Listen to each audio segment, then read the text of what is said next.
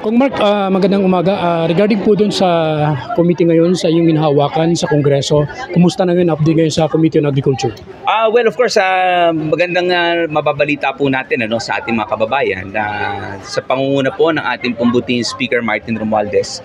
Nasimulan po natin at tinapos po natin yung ilan po sa mga prioridad ng ating mahal na Pangulong Ferdinand Bongbong Marcos Jr. Particular po siguro dito sa Rice Tarification Law, sa pag-aamyenda nito dahil sa darating na taon ay maglalaps na yung batas na ito. Bukod po dito ay hinahabol po natin yung ating pong isa sa mga mahalagang prioridad ng ating mahal na Pangulo ay yung Anti-Agricultural as Economic Sabotage Act. So ito nga po yung pag-aamyenda po natin sa ating kasalukuyan na Anti-Agricultural Smuggling Act. So ito po ay hindi na lamang smuggling, kundi po kasama na po dito yung elemento ng hoarding, profiteering at cartelizing. May gusto pa sana akong dagdag na kahapon ay meron po ako na nakaalap na balita na ang Philippine Competition Commission ay formal na naghain ng isang kaso daw ukol nga dito sa naging investigasyon po namin sa onions. So marami po ng mga personalidad ang nasama po nila dito sa kanilang naging mga obserbasyon at ako ay tiwala sapagkat nakita ko po yung ilan po sa kanilang mga ebidensya na isinama at nagtulak sa kanila na maghain na ng formal na petisyon ng pagkakaso po dito sa mga naging nanamantala. Hindi lamang ngayon, kundi po ng mga unang panahon pa ay nakita nga po natin same people po, pare-parehas po mga karakter ang kasapi po rito. Ay ito na po sana ang isa sa mga magiging malaking hudyat sa mga susunod pa na magpaplano ng manamantala ng ating mga kababayan. Sa ganitong mga hakbang po ba kung ay magkakaroon na rin po ba ng pagbawas dun sa presyo ng ating mga bigas ngayon? Yes, so meron nga pong nakita po tayo na balita mula po sa ating mahal na Pangulo. Particular po sa pagbaba po ng taripa sa bigas. Alam ko na naging mahirap yung desisyon po niya dito. So balit ang papabor po dito yung ating po mga consumer.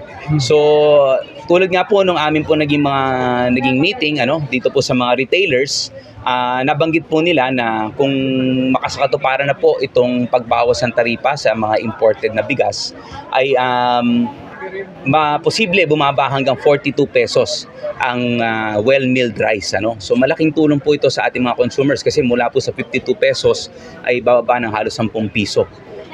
Pero ito nga po ay may magiging epekto sa ating mga farmers. Subalit, tulad nga po ng aking po mga nabanggit na rin po noon, para po sa taong 2024 ay hindi po maapektuhan yung ating mga natatanggap ng ating mga rice farmers sa kanilang financial assistance. For 2025 ay sigurado na po buong-buo po yung pera pang makukuha po nila sapagkat for 2025 ay ang kailangan lang po sa batas ay 10 billion para ma-finance yung mga makinarya, mga binhi at saka po yung ilan po sa mga component ng Rice Competitiveness Enhancement Fund ay sa kasalukuyan ay 22 billion na nakokolekta. So ibig sabihin ay may lalabis pa at yung paglabis nga po sa 10 billion ay pwede pa natin maibigay pa ito bilang cash assistance muli sa ating mga rice farmers. Rice farmers, okay. Kung regarding po ito sa mga proyekto mo ngayon, lalo na dito sa 30 million na nakaan po dito sa inyo pong para sa pagharang ito sa mga storm surge dito sa Real. Ano pong naging significance dito? Well, of course, syempre inaaktuhan po natin yung nagiging prioridad ng ating mga barangay. So patuloy po yung ating pong pagnanais na umunlad ng ating mga barangay at sabi nga po ng ating barangay captain na kaibigan si Kap Anjo Dugayo ay ito nga po ay ang isa sa mga laking prioridad po ng kanilang barangay na flood control.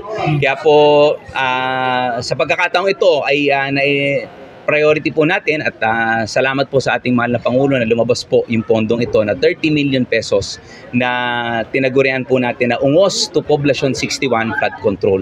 So napakalaking tulong po nito nababanggit nga po ng ating pong mga konsehal ng bayan na yung kahalagahan po ng flood control na ito dahil nga po pag bumabagyo ay maraming naapektuhan ng mga residente dahil nga po sa may kalumaan na yung ating pong mga flood control structures dito.